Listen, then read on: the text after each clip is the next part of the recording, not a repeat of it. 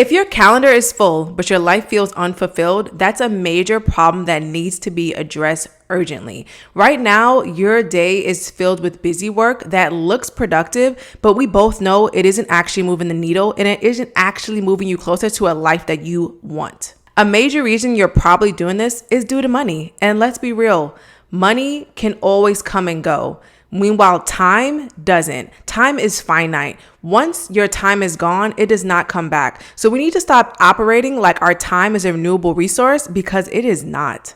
In today's episode, I'm going to give you the 5 things every ambitious woman must do in order to achieve her goals and also live a life that she actually enjoys without burning out or losing herself in the process. And I promise you, these 5 things are going to shift the way you live your life and the way you view your life from now on. Welcome back to the Fire Inside podcast, the podcast for high achieving ambitious women who want to get it all done without burning out. I'm your host, Sade Kelly, time management coach, wife, and mom who's on a mission to help as many ambitious women as I can learn how to manage their time so they can balance their work, their wellness, and their relationships peacefully. If you're waking up already feeling behind, you're ending the day with a to-do list that feels daunting because it's just overflowing and you don't know how to catch up, and you're really trying to figure out how you can still maintain this lifestyle that you have and the facade that people think you're actually getting it all done when deep down you know you're not, then this episode is going to be for you. I was once where you are now, a high achieving, ambitious woman who looked amazing from the outside, but was struggling a lot in the inside, but wasn't exactly sure how to get things together. The advice that I'm going to be giving in today's episode is going to help you gain back more time. I'm known to help my clients gain back 28 more hours per week, which is about 4 hours per day, which is a whole lot of time. I also am going to help you to be able to protect your peace and still hit your goals in a timely manner without hustling. So let's get into these strategies. The first one is going to be evaluate your relationships. Now, I know this will probably rustle some feathers, but we all know that your network is your net worth, meaning the people you surround yourself around is going to dictate how successful you most likely are going to be. Your peace starts with who has access to your energy. Sometimes it's not your to-do list draining your energy, it's the people around you that are draining you the most that you don't even see it. And a lot of times we're giving our energy to people out of obligation, out of guilt, out of habit.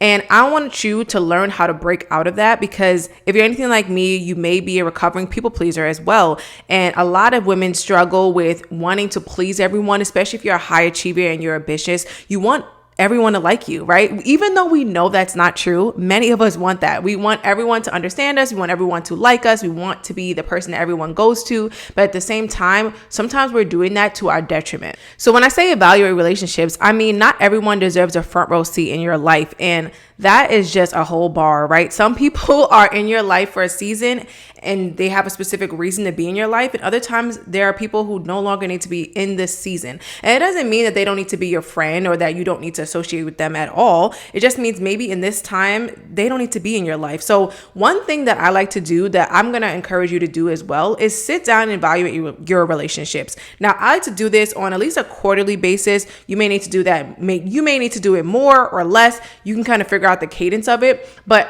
you can use this method, right? You can take this method from me. What I do is I write out my growth friends. So these are people who I feel support me, celebrate me, and they help me reach higher levels and actually grow as a person. And then I write down my maintenance friends. These are people who probably are old friends, people I've known for a while, people I like to stay in contact with. They don't exactly help me to grow, but it's not like they're detrimental to my life. They probably don't matter that much, and not in a bad sense, but really like they just don't impact me as much, but they're cool and I want to keep in contact with. So we have growth, maintenance, and then the last group of people is people you need to let go, right? Meaning they no longer have a benefit, they no longer have a space in your life. And sometimes this is not just friends. This could be your network, meaning like your coworkers, colleagues, neighbors, your family. Like no one is off limits on this list, right? And this list is for you to keep and for you to keep only. You don't need to be, announcing who's on the list and what place friends are in your life. I don't think that's necessary, right? And I don't think anybody should ask somebody that if they're doing this list. But the whole point of this list is for you to identify your relationships and see what people in your life are helping you to grow and become more and actually achieve your goals and dreams, and who are the people who you don't need to necessarily tell your goals and dreams to because they probably are not helping you in any way. I actually had a client that I talked to about this because she had realized realized, like, as she was growing, getting better, some of her friends who once were growth friends were starting to become friends who were kind of maintenance people. She wanted to tell things later on after she accomplished it, not while she was in the trenches of it, right? Because some people can hear when you're in the trenches and you're going through something, and they can see you trying to change, and they support you, and they're not constantly reminding you of the old you. And then there's some people who are constantly reminding you of the old you, and they're pulling you down. And maybe that's someone you need to let go, or someone that you can just maintain a relationship with. Maybe you touch bases here and there, but they don't need to be in your growth friends list, meaning your growth friends are the people you're talking to on a regular basis, right? My growth friends and family members and just my growth colleagues or associates in general, those are people I'm talking to on a regular basis. They help me grow. They help me learn. We are helping each other build, right? Maintenance, we're talking way less. They don't necessarily impact you. And let go is the list that's often the hardest. Now, the people on the let go list, it's hard for me specifically because I'm not someone who likes to like ghost people or likes to stop talking to people. But I realize that I have to dwindle down communication with certain people because of the season I am in my life, and because I just don't think we relate. And that is okay, right? And that means we just have to let those people go. And you'll realize when you start letting those people go off the let go list that your life opens up for more growth friends, and you feel like your life feels more fulfilled and your environment feels more encouraging and happy.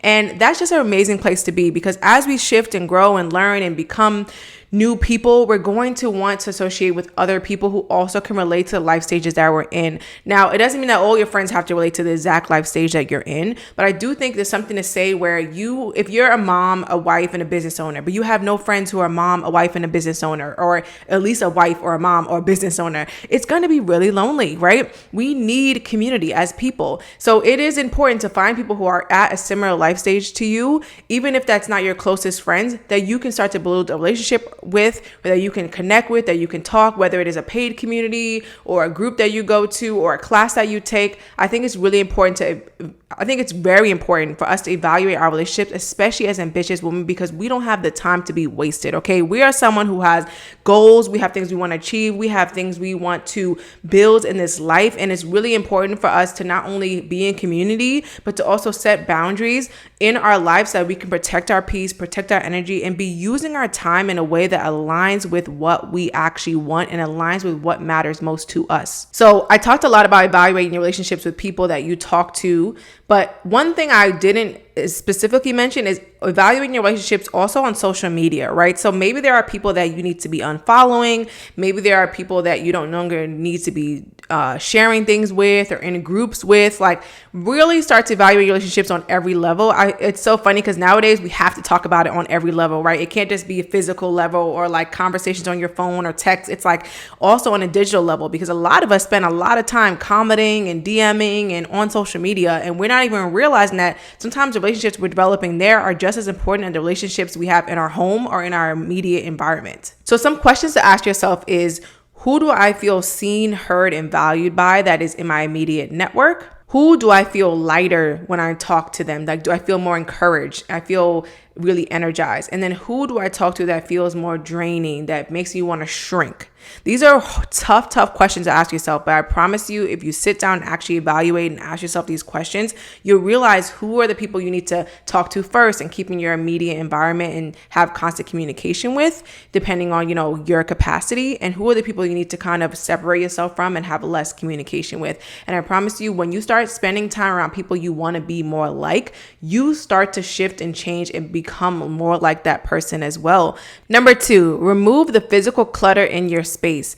Your environment reflects and affects your mind. Now, the funny thing about your environment is that if your environment is cluttered, it causes your mind to be cluttered, right? Your mind has to process every single thing that is in its line of sight, which means that pile of laundry, the dirty dishes is stealing your focus, right? It's silently raising your stress levels. It is affecting how you show up for your work, your family, yourself. And whether we realize it or not, is detrimental to our success. So if you are not someone who keeps a clean space, I promise you need to start keeping a clean space today, okay? Clutter is a silent thief of time. Not only does it make you steal from your time because you are looking for things aren't where they need to be. It also just causes a lot of anxiety. I don't know if you're anything like me, but when I wake up and I go downstairs, and I feel like I've told this story on the podcast, but if I go downstairs and it's a complete mess, I feel anxious on site, just on site. As soon as I get downstairs and I look at my kitchen or my living room and it's a mess, I feel anxious. I feel like I have to clean it right now, because if I don't, my whole life is going to be decluttered. I'm also someone who, as soon as I get out of bed, the bed needs to be made. I need a neat room. I cannot come into my room or leave my room and it looks a freaking mess. I just can't do it. I don't like to do it. I'm not saying that there aren't days where that happens, things happen, but more often than not, my room is neat. At least my bed is clean. My laundry, even if it's not put away, it's at least in a bin and it's tidy. I'm someone where maybe the inside of things, inside the drawers may look a little crazy sometimes, but at least the outside is clean, it is fresh, it is looking like everything has its own spot, because that affects how you process information. It affects how successful you will be. It affects how your day goes when you are surrounded by clutter. You have to clean up your space. Sometimes people are afraid of letting things go. A lot of times we need to let things go. If there is something in your space that you haven't touched in the last year, it needs to go. The last year, I'm being very gracious with that because I wanted to say the last couple months. But if you haven't touched it, if you haven't worn it, if you haven't used it in the last year, really think to yourself, why is this still here? Has this expired? Like, how many times have you gone through your environment and just looked at all these different things? I'm looking at my office now, like looking at things I can be throwing away. Like, I haven't touched these things. I don't plan on rereading these things. I don't plan on using these things. Throw it away, because that clutter is affecting your success. It really is. It is directly impacting your mind. So one thing I want you to do is start implementing a 20-minute tidy up. If you aren't doing this every single day, start doing this. Set a timer for 20 minutes. Make it fun. Do it with your partner. Do it with someone in your home. Maybe call a friend. Maybe listen to a podcast. Whatever it is that makes it more fun. Put on your favorite playlist. Dance around the room. Just start cleaning for 20 minutes every single day and make it non-negotiable. Me and my husband like to do this at the end of the day. We will sit there and we will, well, not sit because we're cleaning, right? We'll get up and we will clean up our space, put the dishes away, put the dishes in the dishwasher, clean up things, pick up toys, whatever it is. There is no excuse. I know at the end of the day, you may be tired, so find a day that, or a time of day that makes more sense for you.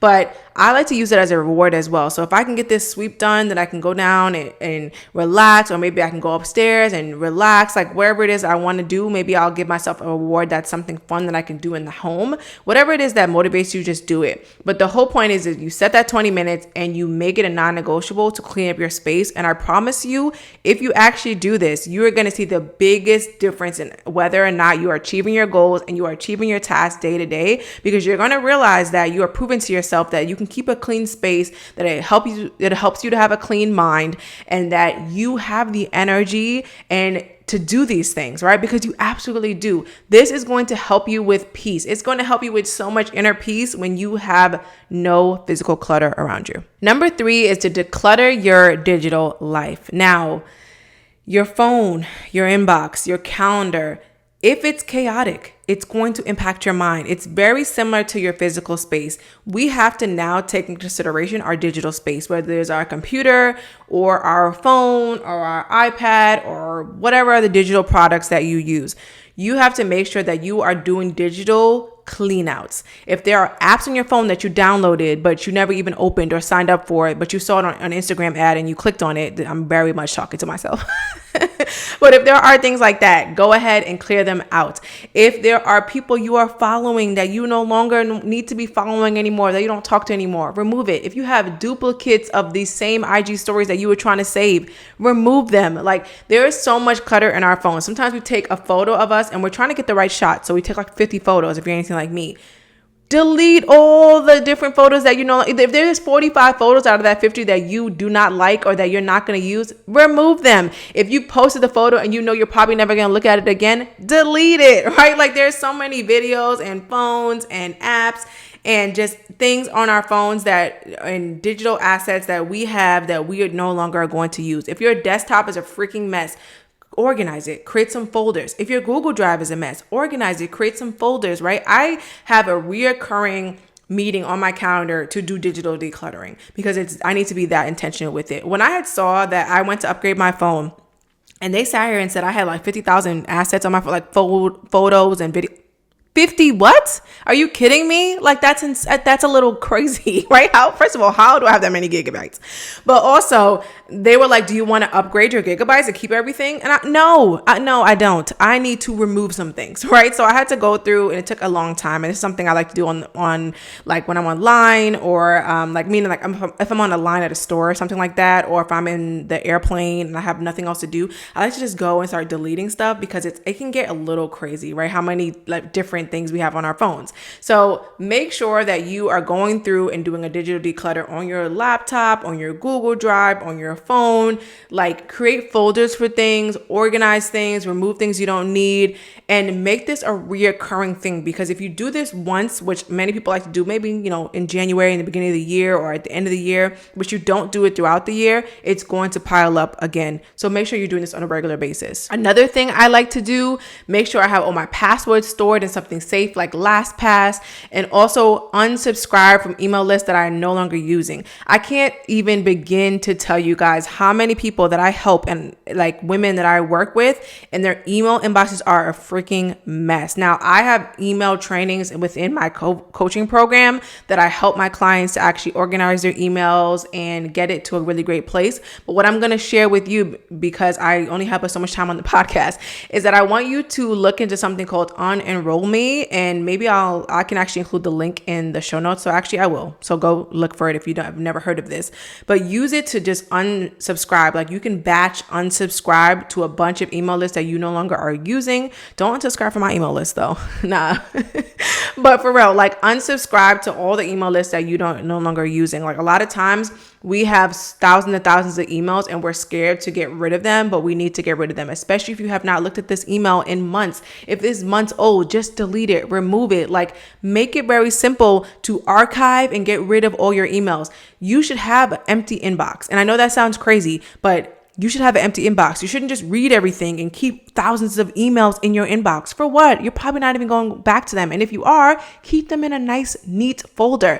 And if you want more help with that, I would love to work with you through that. And you know how to do that. You just find the information in the show notes where we can talk more about how we can work together. But this is very important for everyone to do, to actually have less emails and less clutter in their inbox. So go ahead and set up that reoccurring meeting to declutter your digital space. Number 4, simplify your finances. Money stress takes up a lot of space and is going to directly impact your vision, your strategy, and how you go about your days. Now, all of us, especially depending on where you're at financially, feel money stress or have felt money stress in the past. Now, when I say simplify your finances, what I'm saying is you need to be on top of your finances. If you are an ambitious, high achieving woman and you don't keep a budget, what are you doing? Like, I genuinely do not understand that.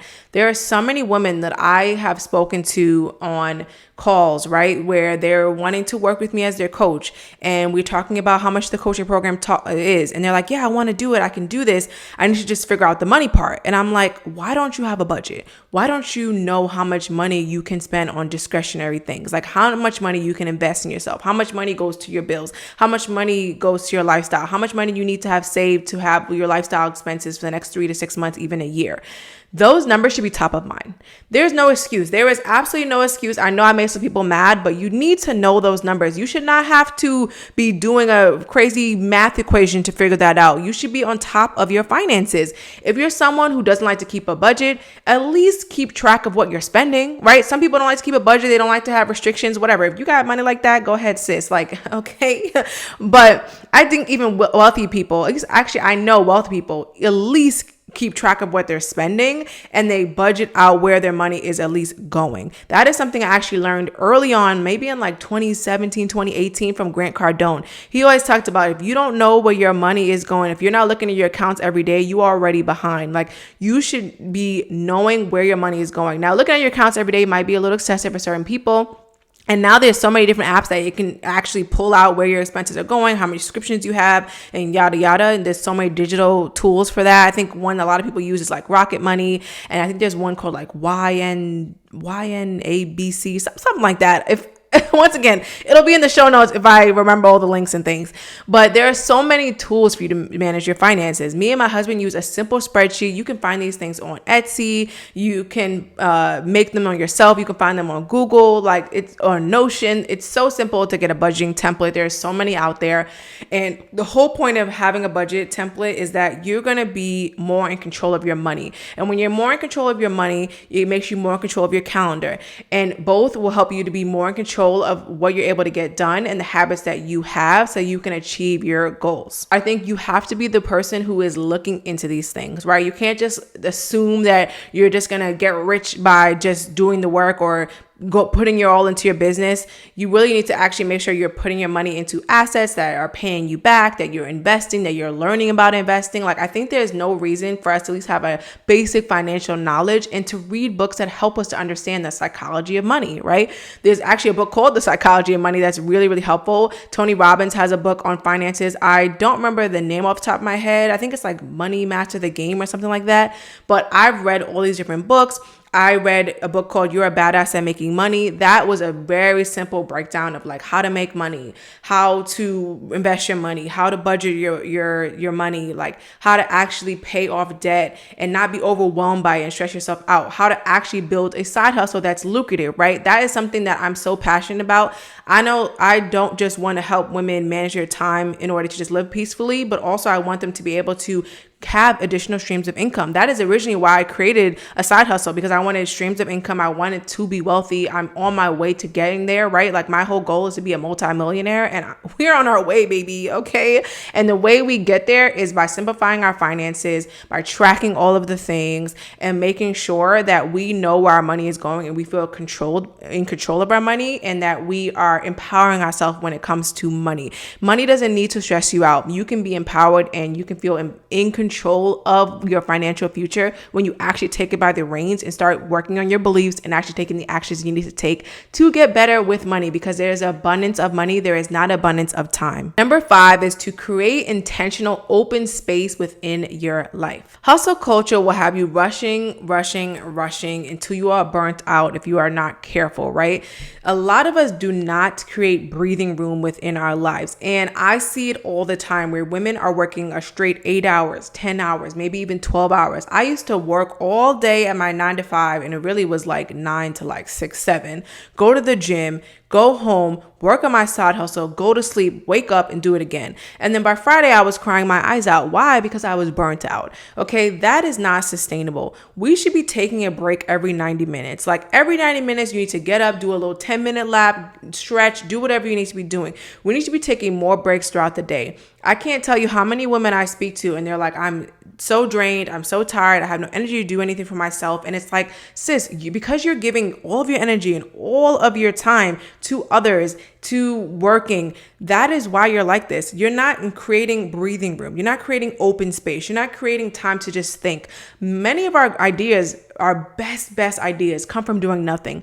Many of my great ideas come from being in the shower, come from meditating, come from going on a walk without any music or anything around me, just quiet peace. If you can just sit down in peace, you'll be surprised how much information will come to you, how many ideas will come to you. I remember I had this big issue with my accountant and neither of us knew what to do in the moment. And I just told him, give me 5 minutes, I'll get back to you. And I literally just laid on the floor and I just breathed. I just did in and out breaths, counts of 4. And next thing I know, within that 5 minutes, probably within like 3 minutes, the idea came to my head that solved all the issues I needed to solve, right? A lot of times we're just not spending the intentional time with ourselves calmly and peacefully in order to actually achieve what we want to achieve, right? Like if we can just create more regular breaks, more space in our calendars, more intentional space to do nothing, absolutely do nothing, like actually rest, be peaceful on a regular basis, it will change the trajectory of our life. I promise you, it will help you so much to create more blank space.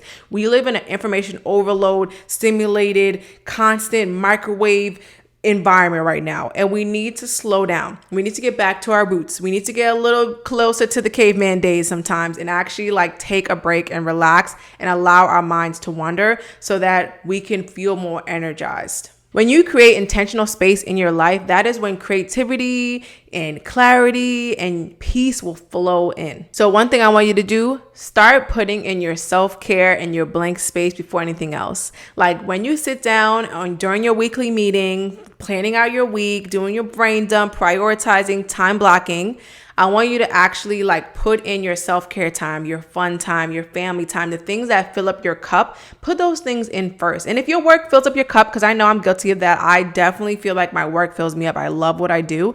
But one thing I have to be conscious of, I need to put in my workouts, my meal time, my intentional time with my spouse and my son. Like those are in myself, my blank space. Those are the times that need to get put in before anything else so that I can show up and give my all with the time that I do have to work. High achieving women don't just work harder, right? Because we always going to work ourselves hard. We're always going to push. We're always going to be people who are dedicated, but we also have to work smarter. So whether it is evaluating relationships, removing the physical clutter in your space, decluttering your digital life, simplifying your finances, or even in creating intentional open space in your life, these are the 5 things that I see often get overlooked by high achieving, ambitious women that need to get implemented in order for you to achieve any and every one of your goals. So I'm rooting for you, sis. Remember that you do not win by cramming all of the things in and causing yourself stress, right? You're going to win by designing your life with intention. And that's exactly what I help coach my clients to do with my Overwhelmed to Organized coaching program, as well as in my time management starter kit. So if you are interested in either of those, please see the show notes where you can either apply